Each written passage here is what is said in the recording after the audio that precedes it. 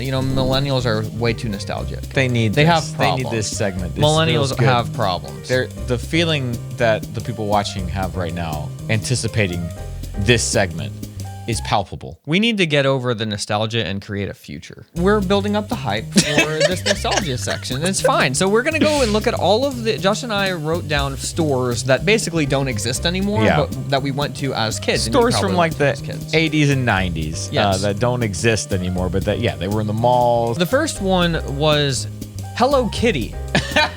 Did you write that one down? No, I didn't write down Hello Kitty. Amy loved the Hello Kitty store. I can still smell the Hello Kitty store. Can you? Yeah. I can't.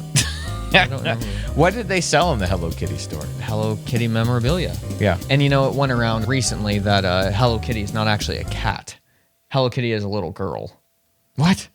It's not actually a cat, even though it's called Hello Kitty. And it looks like a cat. And it looks like it's all propaganda. Okay. That was just a great way for them to... Is this some sort of furry thing? That's what it Is feels that what's like. going on I don't here? know. Maybe it was just all manipulation. Right. Maybe a little retconning there. A media play. Was that a local place? No, it was really? national. It was national. Wow. At their height, they operated 72 stores in 19 states with 2,000 employees. Wow. From 1992 to 2006, the cause of death was Walmart, Best Buy, and Amazon. Do you remember being in this store? Remember these icons and the end caps and all that stuff?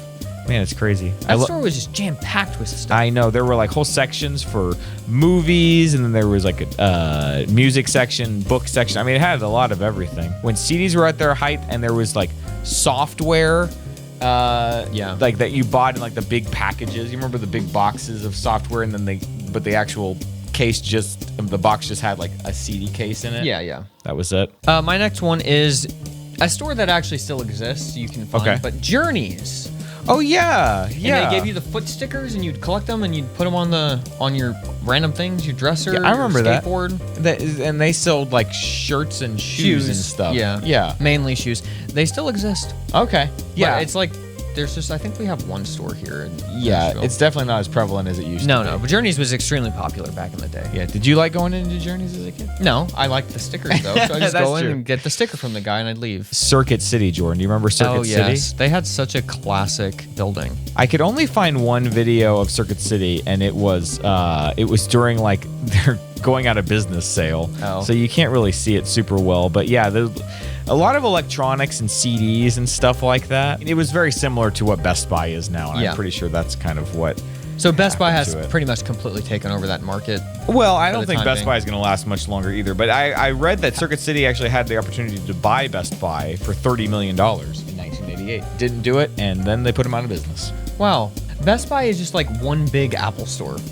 Basically. Have you felt that when you walk in? And then every section is just tables. The walls are like what original Best Buy was, but all the middle is like Apple Store. Basically, it's hilarious. Yeah, KB Toys. Hey, that's on my list too. Do you have? I remember they sold a lot of video games, and all the video games were behind the counter, so people didn't steal them. This was the kids' toy store.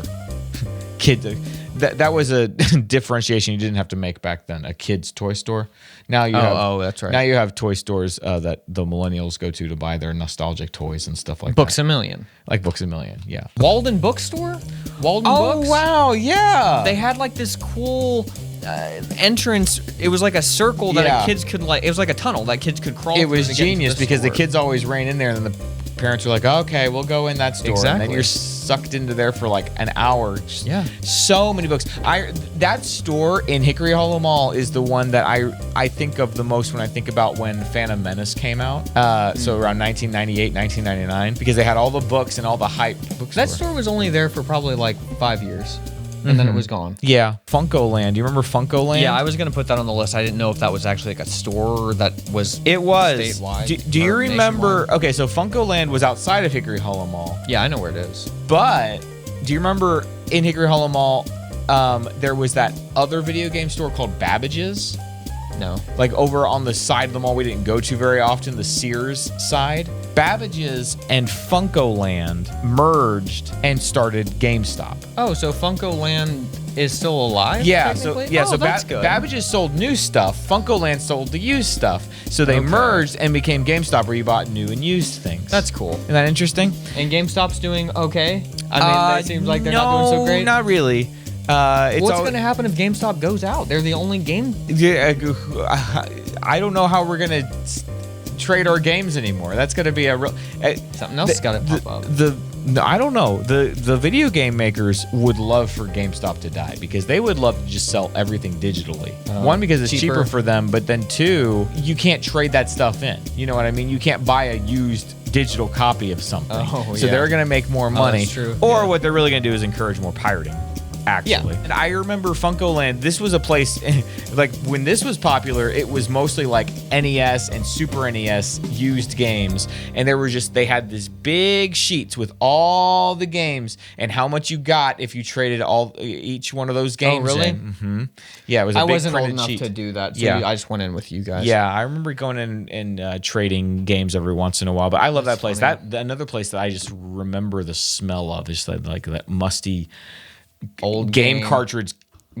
People cartridge. Yeah.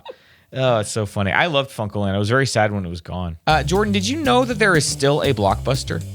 No. There's one Blockbuster. Is it famous? Yeah, it's in Bend, Oregon. They actually made a documentary about it, which is actually pretty interesting. So this was a place back in the day, before the days of streaming and Redbox, where you would rent movies for like $5 a night. And we were all just okay with that until any other alternative came up, and then Blockbuster was out of business. They actually had the opportunity to purchase the fledgling Netflix for $50 million in 2000. And they said, nah, we'll just do our own thing. Wow. And then Netflix put them out of business, and Redbox did as well. Wow, and then it would have been called Blockbuster. If they had done a streaming service, it would have been called Blockbuster. They tried to do one. It didn't really take off. You know, and these companies where they have brick and mortar stores and they try to do like something like digital or internet, it's like they're taking the brick and mortar mindset and trying to shove it into an internet thing versus a company like Netflix that was like, we're just going to do internet stuff, basically. They were smart, quick, and said, hey, we are mailing DVDs, but we're actually going to start streaming. Oh, what a classic story. Yeah, it'd be interesting to watch that documentary. Yeah, it's pretty good. They didn't just randomly open that one just as a... No. It's been there for a long time. That's cool. And a lot of the appeal now is that it's the last one. So it does really well because people travel there. Yeah. I'm sure that does incredibly well. Oh yeah, we didn't rent a lot of movies growing up, but I liked going into Blockbuster. Yeah, we would just walk around. I don't even remember ever. I think you could buy some movies there too. Yeah, you could buy movies too. I think we did that. There was a Hollywood video, a store called Hollywood Video too that was a competitor, and they sold a lot of used movies. So. There's over where we grew up. There's a Hollywood studio. Is it Hollywood Videos? Hollywood Videos that closed down because they all closed down, and then it became a hair store, so it was called Hollywood Hair. Oh yeah, and they kept the same sign. They just took out. I forgot about that. Yeah, is that still there? Is that in Mount Juliet? No. Oh, that's somewhere else. That's funny. Yeah. This is honestly the one that most people are probably not going to remember, but it's the one that's the most near and dear to my heart because I have such classic memories with Dad going to the Comp USA. Do you remember Comp USA, Jordan, in Hundred Oaks? Yeah, I near remember, 100 Oaks Mall. I remember that name. This was a fully computer store, like a Staples kind of store, but back when like you couldn't buy software online. The internet had barely gotten started. So I remember going there at Grandma and Papa's house at the mall. Yes, that was a cool store. There was just aisles and aisles of software, just all like games and just word processors and just I remember they sold a lot of accessories for games like wheels for race games and stuff. That's what was huge. I mean, it was like 2 stories, and it was like, you remember that? It was like they had. It was like a railing all around the side. Yeah, that was the one you're thinking of. Wasn't a Comp USA. I forget. What was that? I don't know. We'd have to ask Dad. But that's the same. Uncle kind Rick of worked store? there for a minute. He? Yeah. Is that the same? But it was store? the kind of same kind of store. Yeah. It was very similar to Comp USA to the point where I made that same mistake when I was younger too.